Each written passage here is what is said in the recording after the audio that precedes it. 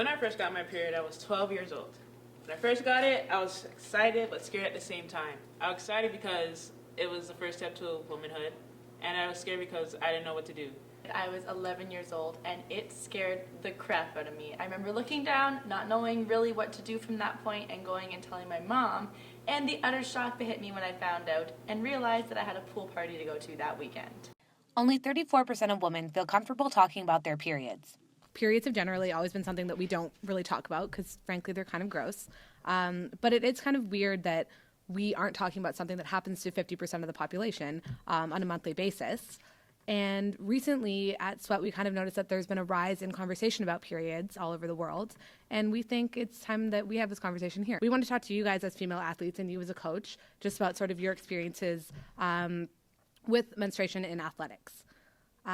So I guess I'll start with you, Ebony. Do you think that there is a taboo surrounding periods? Sometimes I feel awkward talking about it as well, but it's just something that we all go through it. So, I mean, there's no reason for you to be so embarrassed and awkward because every girl on your team goes through it. And why do you think we do still feel discomfort and that we're awkward about it? It's because it's nasty. I mean, no one wants to really admit that their vagina bleeds. No one really wants to talk about blood or like it does have an order. 42% of female athletes say their menstrual cycle has affected their performance.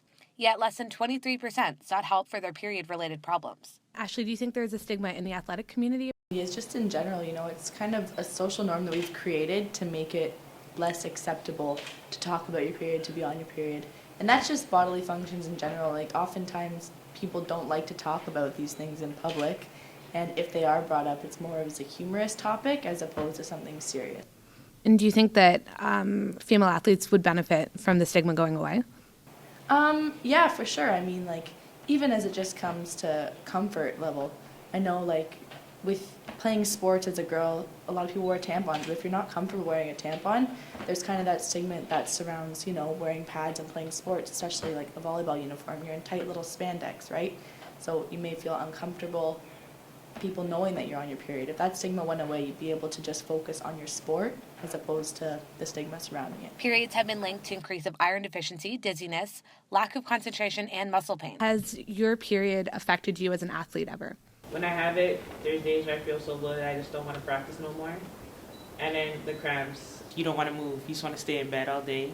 But I mean, what helps me is practicing and working out. So that's what motivates me to continue going to practice. I mean, if I just lay down all day, cry about my cramps, then it's just going to get worse. Some female sportswomen have tried things such as, contraceptive injections, hormonal tablets, taking the birth control pill to avoid getting your period around a game day. Have you ever done anything like that? Yeah, I mean, I know some girls that their period's really bad, and like if we have a big game that day and they just don't want to be sidetracked by it, they'll continue taking their pill for the next month. And I guess for me, I don't necessarily think it's a great idea, but if you've got a big provincial championship, national championship, and your period gets in the way of it that much, maybe postponing that is personal choice. If that helps you, I guess, do what you need to do, but I haven't personally.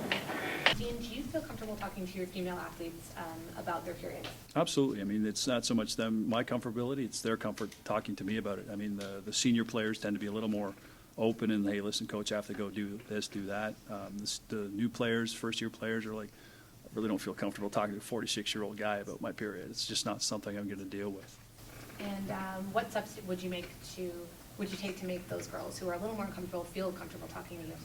I used to have pretty much a pharmacy in my bag with hair ties, tampons, pads, and the whole business. I said, listen, ladies, it's over there. If you need some, help yourself. You know where the bag is. Do you guys feel comfortable talking to other females on your team about your period? Jokingly. I don't know why still, but like we just do it jokingly. It's not like a real serious conversation. So it's a joke? Yeah. We just can't be serious with it. Why do you think that is? It's just like kind of like an awkward situation, even though we all go through it, we just still joke about it. I'd say it's not a joke 100% of the time, but definitely more out of humor than serious. Even though we all go through it, it's all relatable. I don't really know why. I think it's the same thing, I guess. It's just awkward. Bloody Mary. Ant Flow. The time of the month. Shark Week. Code Red. Mother Nature. Lady dot. Having the painters in. My monthly friend. Lady time. Red tide. On the rag. I hate that one. Why can't we just say period?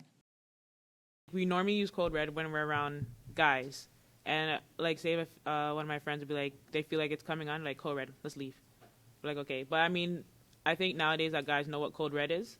So I guess that's the first step of just being comfortable because I'm pretty sure they know what it is. Conversation about periods is rising, but it's time to cramp the stigma style. I think I'm starting to be a little bit more comfortable because I mean, like, if someone says, "Ew, Ebony," oh, stop talking. I'm like, why? Because you get it too. Like, there's nothing wrong with it at all. So, I mean, I think I am starting to become more comfortable with it. It's just other people aren't. I think we're educated well enough to know what's going on. I think it's just a conscious decision that if they're grossed out by it, they're grossed out by it because of this, and this. But I think there needs to be, if anything, more of a tolerance to this is a natural thing. It's inevitable. It's going to happen to every single woman. So might as well just accept it and be able to be comfortable with it.